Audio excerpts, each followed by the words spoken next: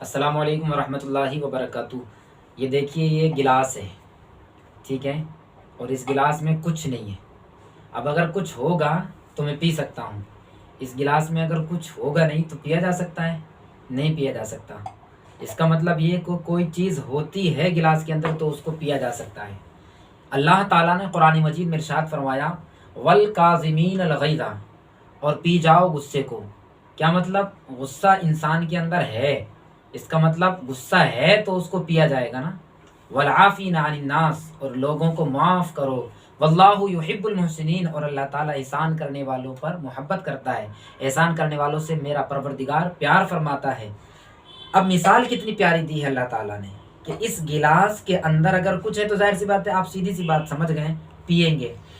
اب غصے کے تعلق سے اللہ تعالیٰ خود فرماتا ہے کہ اے لوگوں، غصے کو پی لو، ہیں؟ گویا کہ اس آیت کریمہ کا جو مفہوم ہے، معنی ہے، ترجمہ ہے، آپ اس کو سمجھیں، پڑھیں تو پتہ ہی چل رہا ہے کہ غصے کو پینے کا حکم آیا۔ اب غصے کو پینے کا حکم آیا ہی اس وجہ سے کہ انسان کے اندر غصہ ہے۔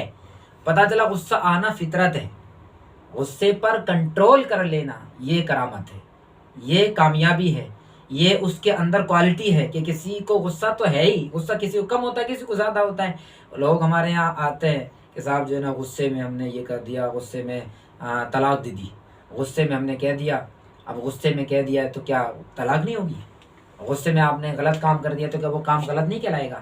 بلکہ غصہ ہی ایسا ہے، لکھا ہے کتابوں کے اندر، غصے سے حسد پیدا ہوتا ہے، غصے سے ہی بغض پیدا ہوتا ہے، ایک دوسرے کے دل میں کینہ پیدا ہوتا ہے، غصے سے ہی نفرت پیدا ہوتی ہے۔ آپ اور میں، ہم سب غور کریں کہ میرے اندر ہمارے اندر غصہ تو جنم نہیں لے رہا ہے، اگر ایسا ہے تو ہمیں اسے پینا ہے۔ حضرت علی کرم اللہ تعالی وجہ الکریم، ابھی جن کی مبارک ساعتیں ہمارے درمیان سے گزری ہیں، حضرت علی کرم اللہ تعالی وجہ الکریم کی ایک شخص سے کشتی ہو رہی تھی نا، آپ بار بار نیچے آتے، کبھی اوپر آتے، لیکن آپ اس کو چھوڑ دیتے، بار بار آپ اس کے اوپر سوار ہو جاتے لیکن اس کو چھوڑ دیتے۔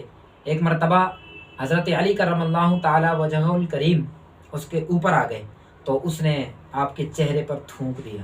جب چہرے پر تھوکا، اب چاہتے تو اس کو کچھ بھی کر سکتے تھے، اس کو قتل کرتے، کچھ بھی کرتے، لیکن حضرت علی کرم اللہ تعالی وجہ الکریم ہٹ گئے، اور جیسے ہی ہٹے تو اس نے کہا رے آپ نے تو مجھ پر قابو پا لیا تھا اور آپ میرے اوپر سے ہٹ گئے، میں نے تھوکا آپ کے اوپر، آپ کو غصہ نہیں آیا؟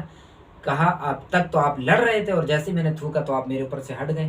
حضرت علی کرم اللہ تعالی وجہ الکریم کا جواب کتنا پیارا ہے، سنیں۔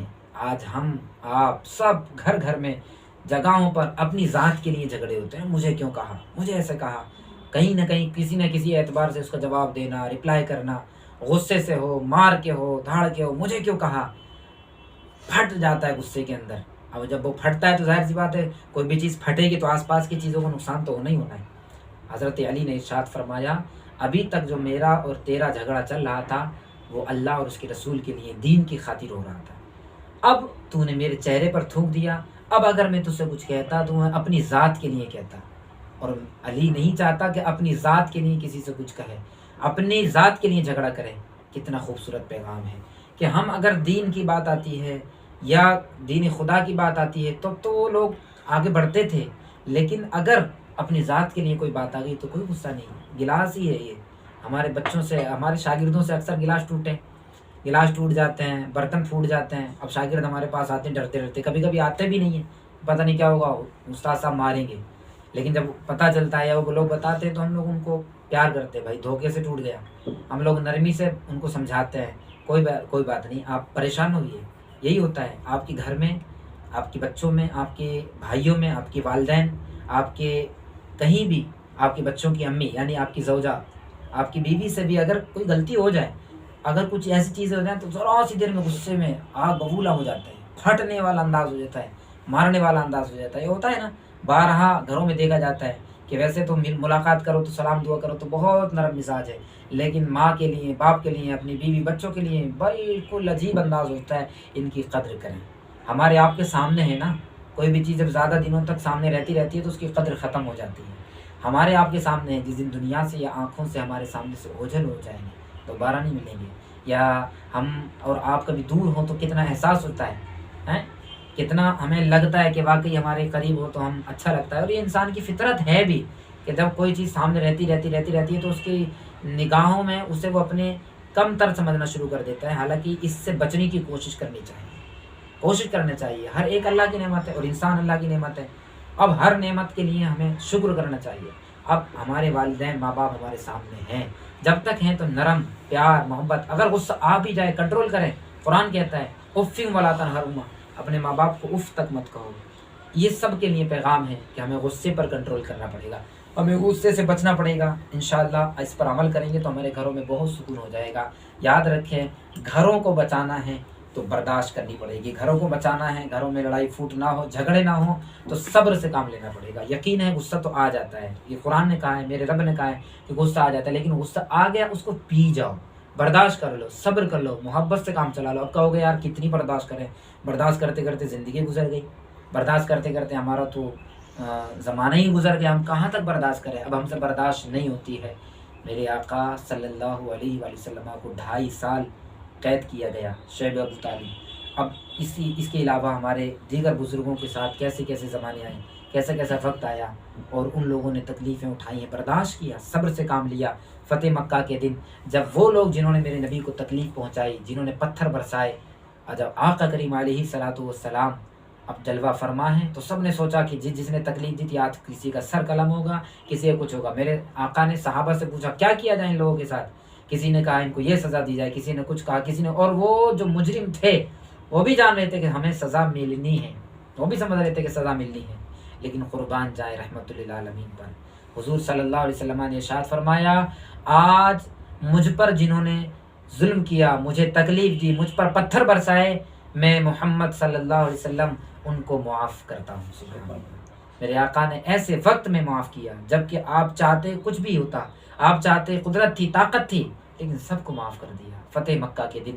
یہ ایک میسج ہے ہمارے لیے، ہم آقا کے امتی ہیں، تکلیف دی ہے نا، مارا ہے نا، ہمیں ایزا پہنچائی ہے نا، برا بلا کہا ہے نا، کھانا نہیں دیا ٹائم سے، ہمیں اچھا نہیں سمجھائے، اللہ تعالیٰ کے بھروسے چھوڑ دیجیے، اللہ اس کا حساب لے گا۔ اور یہ جو لوگ ظلم کرتے ہیں، جو لوگ نفرتیں پھیلاتے ہیں، جو لوگ ایک دوسرے کو عزتیں نہیں دیتے ہیں یا کسی کی عزت کو داؤ پر لگاتے ہیں، کل قیامت کا دن ہوگا، نفسی نفسی کا عالم ہوگا۔ قسم خدا کی ڈرو اللہ سے، حقوق العباد یعنی لوگوں کے حق نہ مارو۔ یقین کریں نماز روزہ عبادت میرے پیارے اگر ہم سے چھوٹ گئی ہے نا، قضا ہو گئے ہیں، جان بوجھ کر یا بھولے سے رو رو کر اللہ سے معافی مانگ لیں گے، اللہ معاف کر دے گا۔ لیکن حقوق العباد بندوں کا حق کا معاملہ یہ ہے، چاہے کوئی بھی ہو، اگر آپ نے کسی کا دل دکھائی دیا، اس کے آنسو ٹپک پڑے یا وہ رویا ہے، اس کو ایذا دی ہے، گالیاں بکی ہیں، برا بلا کہا ہے، اس کا گریبان پکڑا ہے، اس کو مارا ہے، اس کو ایذا پہنچائی ہے، کل قیامت کا دن ہوگا اور آپ کا گریبان ہوگا اللہ کی بارگاہ میں۔ جب تک وہ معاف نہیں کرے گا میرا رب بھی معاف نہیں فرمائے گا۔ حضور فرماتے ہیں اللہ تعالیٰ پہلے کہے گا جا پہلے اس سے معافی مانگ، جب وہ معاف کر دے گا تب میں معاف کروں گا۔ اللہ، یہ حقوق العباد کا معاملہ ہے۔ اللہ تعالیٰ سے دعا ہے ہماری ذات سے کسی کا دل دکھائے تو اللہ معاف کرے، اور میں سب سے معافی مانگتا ہوں اگر میری ذات سے کسی کا دل دکھائے، اللہ کی رضا کے لیے معاف کرے۔ آپ بھی معافی مانگیں، قسم خدا کی معافی مانگنے میں جھجک نہ کریں، یاد رکھیں عزت دینے والا اللہ ہے، وَتُعِزُّ مَن تَشَاءُ وَتُذِلُّ مَن تَشَاءُ، وہ جس سے چاہتا ہے عزت دیتا ہے، جس سے چاہتا ہے ذلیل دیتا ہے۔ اور حضور فرماتے ہیں لوگوں عاجزی کرو اللہ عزت دے گا، یعنی عاجزی کا مطلب یہ مت سمجھو معافی مانگ رہے ہیں ہم جھک رہے ہیں کسی کے سامنے تو ارے ہم کمتر ہو جائیں گے، میرا اسٹیٹس خراب ہو جائے گا، میری بات خراب ہو جائے گی۔ نہیں، معافی مانگو، دیکھو قسم خدا کی اللہ تمہیں عزت دے گا۔ اور دیکھ لو، اس کو تجربہ کر کے دیکھ لو، اپنا جس سے آپ برا سمجھتے ہیں یا جس سے آپ بہت پریشان ہیں، یہ جو آپ کو ایذائیں پہنچاتا رہتا ہے، آپ اس سے معاف کر کے دیکھو ایک بار، آپ کو بہت سکون ملے گا۔ جس سے آپ نفرت کرتے ہیں یا آپ جس سے دشمنی پالتے ہیں، اسے ٹھنڈے دماغ سے سچے دل سے ایک بار معاف کر کے دیکھو، کہہ کے دیکھو بھائی میں نے آپ کو معاف کیا، پھر دیکھو زندگی کتنی سکون والی گزرے گی۔ برداشت برداشت برداشت، اللہ تعالیٰ ہمیں معاف فرمائے۔ اللہ تعالیٰ ماہ رمضان المبارک آخری جمعہ تھا، یہ جمعۃ الوداع۔ اب اس کے تعلق سے ایک بڑی اچھی بات مجھے یاد آ گئی۔ کچھ لوگ کہتے ہیں کہ بھئی اب کی بار جمعہ کس دن پڑے گا، ہے نا، اب کی بار جمعہ منگل کو ہوگا، اب کی بار جمعہ بدھ کے دن ہوگا، تو جمعہ کے دن ہی الوداع ہوتا ہے، آخری جمعہ الوداع، تو جمعہ کو ہی الوداع ہوتا ہے، یہ نہیں کہ اب الوداع بدھ کے دن آ جائے گا، جمعہ کے دن جمعرات کو ہو جائے گا، جمعہ کا دن جو ہے سوموار کو ہو جائے گا، نہیں، جمعۃ الوداع الوداع۔ مسکراتے رہیے، خوش رہیے۔ ایک بزرگ نے بڑی اچھی بات کہی ہے، کیا بات ہے، سبحان اللہ، گھر بچانا ہے، خاموش رہیے اور مسکراتے رہیے، دو کاموں پر عمل کر لیجیے، خاموش رہیے اور مسکراتے رہیے، گھر ٹوٹنے سے بچ جائے گا۔ اللہ تعالیٰ ہم سب کو، ہمارے گھروں کو امن و امان عطا فرمائے، وباؤں سے بالخصوص کرونا جیسی آفت سے محفوظ فرمائے۔ السلام علیکم ورحمۃ اللہ۔